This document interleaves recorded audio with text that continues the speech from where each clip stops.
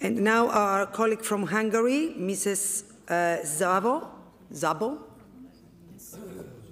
Thank you. Dear fellow delegates, we're all here because Russia's brutal war on Ukraine has made us realize how fragile our peace and security are in Europe. As a member of the Hungarian Democratic Opposition, I must also speak up for this peace and security and freedom in Europe. We all know that a community is, like the EU or the OSCE, is only as strong as its weakest member.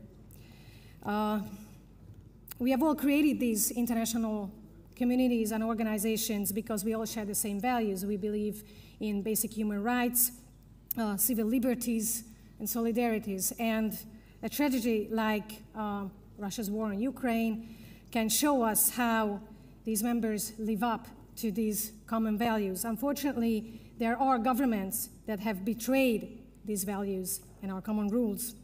There are governments that rather choose the friendship of Russia instead of fully standing up for a sovereign and independent country like Ukraine that has been attacked. Unfortunately, there are governments, such as my country's, as the only EU government has not ratified Sweden's and Finland's NATO membership application in a time of crisis.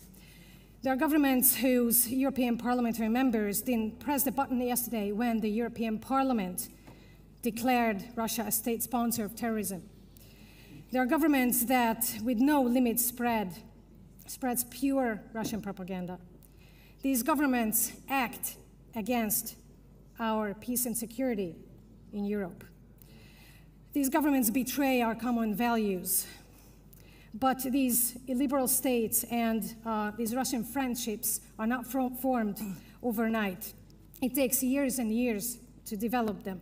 So if we as a community, as the OSCE, just sit back and wait and do nothing for years and years and decades, this is exactly what happens.